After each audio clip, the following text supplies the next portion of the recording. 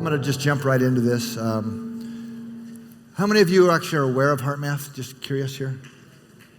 Oh, a lot of you, great. So this is our kind of internal mission statement, but really our simple way of saying this is we're about awakening the heart of humanity. Is really why HeartMath was founded and it exists. And the way our approach to that is really helping people bring their mental, physical, and emotional systems into balanced alignment with their heart's intuitive guidance. And our research and our work really spans or is kind of in three main containers, I think, at a high level: the personal coherence, social, and global.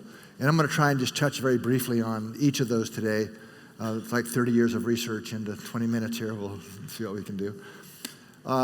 Coherence, though, I thought it's probably worth talking a little bit about coherence. I think most people have an intuitive, instinct or perception of what coherence means when you hear the word. Like hopefully I can put my words together in a coherent way that conveys meaning. But when we use coherence in physics, it always is in relationship to usually a complex system, but something that has lots of parts that have to work together to create something greater than the sum of the individual parts. So that's how the context which coherence is usually used in. And for that to happen, for a system to have coherence, those parts have to be connected. So it always implies interconnection between different parts of a system. And if it's a coherent system, it means there's a harmonious order and actually a function that is greater than the sum of those individual parts in an energy efficient way. Okay? And then we use coherence because it embraces lots of other more specific measurements like resonance and entrainment and synchronization, all under that umbrella. So coherence is a concept and a term we can use when we're talking about our bodies. If we think about what's really going on in any living system, we got quarks, right? Which then create atoms and to molecules to glands and organs, and which are all working together somehow magically to create a living system. All doing very different things at very different times and rhythms, but perfectly coordinated within the wholeness of the system. Right? In fact, there are some that would argue that coherence is the defining quality that makes a living system, and that's the distinction between a living and non-living system, is that type of quantum coherence. Kind of a neat quote here by Progazine, who basically said, when a system is far from equilibrium, small islands of coherence in a sea of chaos have the capacity to lift the system into higher order. Okay, fairly famous chemist there. So when we're talking about personal coherence in terms of our body, our physiology, as it turns out, one of the ways that's most easily measured and reflected is actually in the rhythms of the heart, of the human heart. So in a healthy person, our heart rate changes with every heartbeat, each and every heartbeat, and that's called heart rate variability. That time between heartbeats is always changing. This is a good thing. We want to have lots of variability. We have more of it when we're young, and as we age, we get less of it. And if we don't have as much variability as we should, that's a strong predictor of future health problems. So we want nice variability. But within the variability of the heart lies an even deeper window into what's going on inside of our nervous system and the activity between the heart and brain. And that's reflected in what we call the pattern of the heart rhythm, which is what you see on the slide now. So the slide would it be for you guys? Okay, on the left is what a heart rhythm looks like when we're feeling things like frustration or impatience or overwhelm or anxiety. And what this is basically reflecting is that the activity in our higher brain systems and down into our nervous system is literally out of sync. It's an incoherent, lack of harmonious activity in our system. And that particular rhythm, long before I came along, observationally, was associated with a term that was given to it was called cortical inhibition. The cortex, right, the part of our brain we get paid to go to work for, is inhibited. We don't think as clearly. This is really the real underlying physiology of why when we get angry, we sometimes do stupid things or say things we regret later, because our cortex is inhibited. We're out of sync. Same person, the rhythm you see on the right, is what we call a coherent rhythm. And this reflects a nervous system and brain that's highly synchronized and coherent. We now know this is an optimal state, and 400 independent research studies later, when we teach people how to get coherent, it has a wide range of benefits. Increasing test scores for kids, social harmony, people get along better, faster recovery from health challenges, whether that's heart failure, diabetes, hypertension, and so on. Okay? So it's a good thing to get ourselves coherent. But another aspect of coherence that's a little bit more relevant for, I think, today is we actually mean literally a coherence or a synchronization between the heart and brain. And I won't go into the details because of lack of time here, but we can measure this. So this is kind of a picture at the group level of a group of 30 people, their baselines and what happens when they get in that heart coherent state that we were just looking at. So the higher the red on the graph, the more synchronized the brain activity is with the heart. So with heart-brain synchronization is a real thing, and we can facilitate it and measure it. So how many of you, maybe in the last even week, have been in a situation where somebody asked you to do something, or you felt you wanted to do something, right? But there was a deeper inner sense that said, no, it just didn't feel right? How many have had that experience? Show of hands. Almost everybody, okay. Or maybe the opposite. Maybe you did something or said something to someone that hurt their feelings, or you just didn't feel right about, and you had an inner prompting to go clean that up with them. Apologize, connect, reconnect, but we don't. How many of us have had that? Right. So that's what we kind of mean here by this inner dialogue between our heart intuition saying one thing and the mind another. I would actually suggest that this is the greatest unrecognized source of stress in the world, is the lack of alignment between our hearts and minds globally. That makes sense? Yeah. So at HeartMath, we talk a lot about heart intelligence. And so here's a definition by Doc Childre, the founder of HeartMath. So picture heart intelligence as the flow of awareness, understanding, and intuitive guidance we experience when the mind and emotions are brought into alignment with the heart. This intelligence steps down the power of love from universal source into life's interaction in practical, approachable ways which inform us of a straighter path to our fulfillment. So that's kind of what we mean by heart intelligence. And, oops, pushing the wrong button here, sorry. And quite a bit of research now shows that when we learn how to get into that personal coherent state, that greatly opens those channels between the heart and brain. More intuition, more our inner guidance system comes more online. So we're more aligned and connected with who we really are at our larger level, larger self. So moving kind of from the personal to social. So social coherence is we can use the same term, and that has to do with what are the quality of the relationships, how harmonious and aligned are those energetic and emotional relationships with any group. Now, it could be a family, it could be a classroom, right? A work team, sports team, doesn't really matter. But when we have more harmonious relationships and alignment, this is what allows for the more efficient flow and utilization of energy, right, within that team to do something, collective action, right?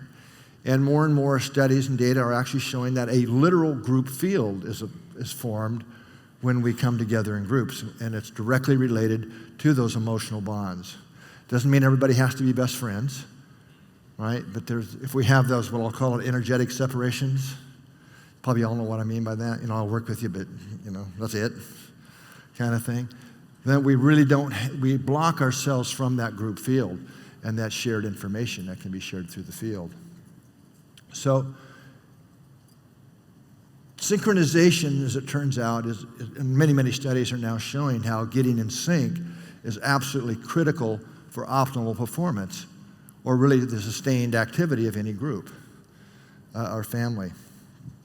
So we all know that or have heard probably the studies that show when we're in conversation with somebody or in a group situation that people tend to start synchronizing their body language, right, their vocal pitch, these types of things. Most of you know about that, right? So that's pretty well known. And however, they can also become physiologically synchronized. I mean, like literally, measurably. And one of the key ways that actually happens is our hearts, okay? And when we see and facilitate, especially increased synchronization, that's what helps underlies and really creates more feelings of rapport among the group. Cooperation, collaboration, these types of things, pro-social behaviors. This is directly related to how in sync we get within the group. So for that to happen, for synchronization to happen, some signal has to be between the parts, in this case of the group, the system, the larger system, right? So that can be, our visual contact, things like that. It can be, which would be light, right, or some type of a signal. But there's another one that I kind of want to focus on here that I think is even more important and largely unseen for people. And that's the energetic connection and communication. So we've done a lot of work in our lab just to measure this. So when we put electrodes across the body to measure, in this case, the electrocardiogram, what are you measuring? You're measuring current flow, right? Electricity. That's why it's called the electrocardiogram. Whenever you have a flow of a current, you create a magnetic field. And one of the qualities of magnetic fields is they radiate out through things. So to measure that, you have to use a device called the magnetometer. So we can measure the heart field, the cardiac field, about 3 feet from the body. We can measure a brain wave about 1 inch using the same instrument for you-lose sensitivity. So clearly, from a biofield, from an energetic perspective, the heart's the big player here. And when we do analysis of that field, I used to work for Motorola a lifetime ago, so using the same kind of techniques we would use to decode a signal being carried by a radio wave, let's say, or a cell phone, we can apply those to the heart's field. And sure enough, we can actually measure and see the information patterns being carried by the field that relate back to our emotional state. So for sure, we're broadcasting into our personal field environment our emotional states, whatever we put on our face, whatever we're really feeling, right? Probably much more. Now here's a kind of a complicated looking graph, don't worry about that. But what this is showing us, this is a direct measurement of one person brain waves synchronizing to another person's heartbeat. Now in this case, they're 5 feet apart, which is several feet past what a $50,000 magnetometer can measure the field at. So our nervous systems are exquisitely tuned to the biofields of others.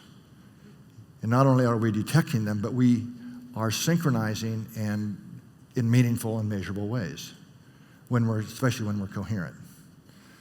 Okay, for time, I don't have to go through all the details here, but okay, this is a really cool experiment here that was done for 40 people in groups of 4. I'll be kind of brief here.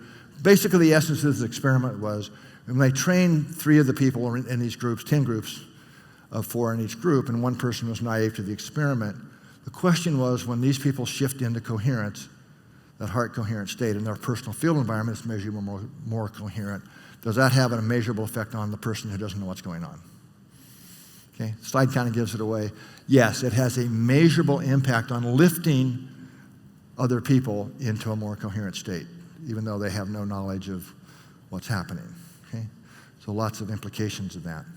So even in that study, there were hints when you looked at the heart-to-heart synchronization between all the across the 4 people in the groups that showed that they could become in sync, and that they actually had a rhythm of who became sync where. Kind of like it danced around in its own rhythm of synchronization trading around. This was across all the groups. And the degree of that synchronization was significantly related to the emotional connections. Closer to the friendship, the more in sync they got. Okay, so that was one of the first studies that measured it from heart-to-heart synchronization.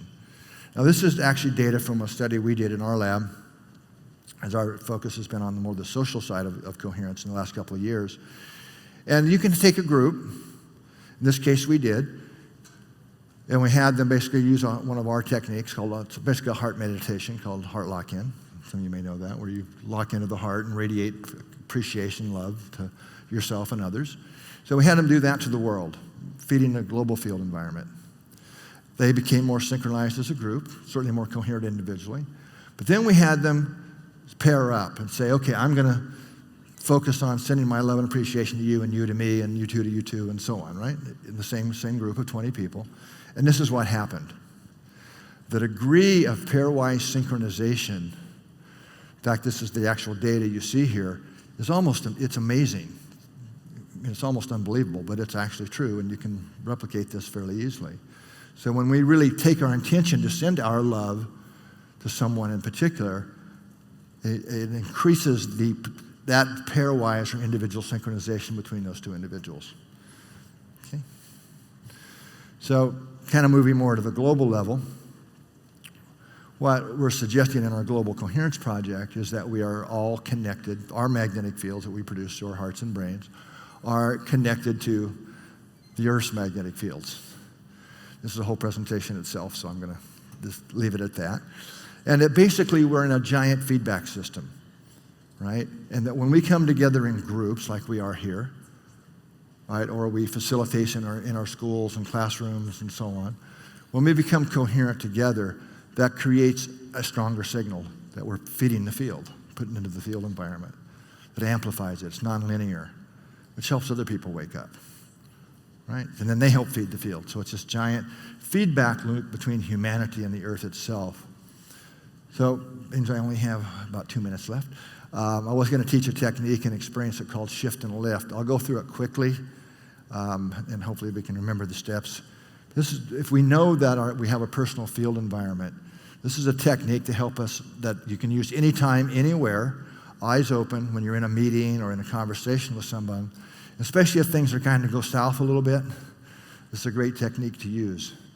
And if you try it and use it enough, you'll actually see that sometimes it makes a pretty big difference in how things turn out. So step one is heart-focused breathing. You focus your attention in the area of the heart. Pretend you're actually, or imagine your breath is coming in and out of the heart area. Okay? Find a breathing rhythm that's a little deeper and slower than you normally would. Step two is activate feelings of kindness, appreciation, genuine connection, and an attitude of deep listening. This is a step takes a little practice, right? But you have to genuinely feel those. And then radiate these heart qualities to raise your personal vibration and help lift the energy field environment that surrounds you. Okay? So this is one of the techniques we actually teach to kids in classrooms or executives or people. And it's kind of amazing. One of the things we hear in companies is our meeting times are half as long, right? Because you've actually created a coherent field environment. You're listening better to each other and not having all the drama and stuff that goes on. So here's the quick steps. This would be your takeaway: heart-focused breathing. Activate those feelings of genuine connection and deep listening, compassion, and radiate them to raise the field environment. So we've created a new technology over the last year that actually measures groups' coherence. So this is coherence at the group level, and the people in the groups can be anywhere in the world and still be time-synchronized data. Now this is really going to usher in, I think, a whole new generation of research. Just trying to do research across more than two people, especially non-locally, has been very hard and almost impossible to do. And now we have a new technology platform that will allow that to happen at almost any scale. It's called the Global Coherence App, for those who are interested in it. And there's a HeartMath booth out here if you want to learn more about it. One of the cool features is it also has a global map, so you can see where people are around the world who are there with you right now and what your collective coherence is, and kind of assessing what you're feeding the field. So basically what I'm suggesting here is even a few people radiating these more genuine heart qualities and feelings into the environment can help lift that environment for everyone. Okay, so I'll just take this to the global level very briefly. Been doing a number of studies where we do long-term recordings of people's heart rhythms in groups of people around the world. And this particular data here, this is groups of 20, 5 of them. And here one in California, one in Lithuania, a group in Saudi Arabia, a group in New Zealand, and the UK. Okay, so well over 100 people wearing these recorders 24/7 for weeks. And one of the questions was, are they affected by the rhythms in the Earth's magnetic fields with the same of the heart and brain waves? Yes, that's all true. But what the deeper question was replicating a smaller study that found that people across the state of California their hearts were actually synchronized. They didn't know each other going about their normal lives. So this is pretty profound data, actually, right? So couldn't leave it there. After all, California, who knows? They're kind of crazy out there anyway. So we replicated it globally, and this is some of the data that we're seeing from that, is that we are indeed globally, our hearts are synchronized globally with others, and we are in sync with literally and measurably in sync with the Earth's rhythms. So, I've heard so many people, including myself, at different times saying things like, yeah, on some level, we're all connected, right?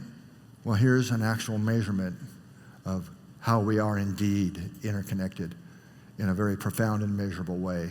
That's not to imply this is the only way that we're interconnected and communicate, but it's a pretty important one and pretty profound one that indicates we are indeed interconnected with the Earth's fields, and that the information, well, I'll take it one more step. So wish I had more time to explain what you're seeing here, but basically, we're more in sync than we ever could have imagined. Now, in the middle of the study, we had all these groups around the world time synchronized at the same time, did a 15-minute heart lock-in, which is basically a heart-based meditation where you get coherent. Now, what happened during that 15 minutes is all the members within all those groups became highly more synchronized together, right, within their groups. But here was the big surprise. What you're seeing here, be on your left side, is at the individual level. This is a measurement of how in sync were they with the rhythms in the Earth's magnetic field over the 24 hours, in this case, the day preceding the experiment. And most days look pretty much more or less like that. And then the graph on the right is that group's data at the individual level for the rest of the day after doing that 15-minute heart-based meditation. Profound difference. What this is showing us is that as we become more personally coherent, in this case for 15 minutes, that significantly increased the synchronization with the others and with the Earth. That had a 24-hour carryover effect.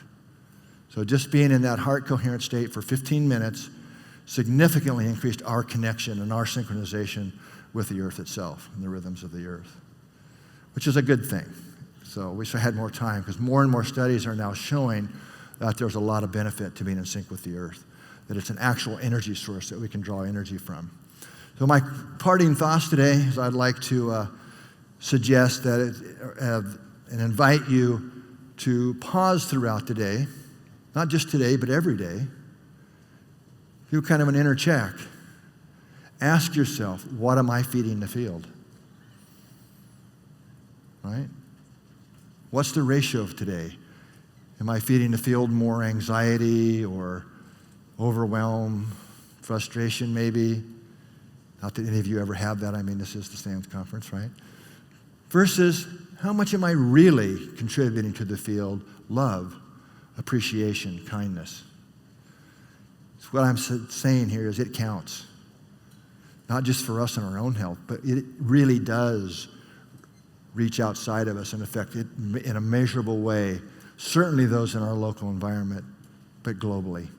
So to create global coherence, it's really as more of us come together in a coherent group setting to amplify that effect and really just put a more coherent signal into the global field environment, which is going to help others wake up, right? And discover their heart and increase their consciousness. So thank you for your attention. I appreciate it very much.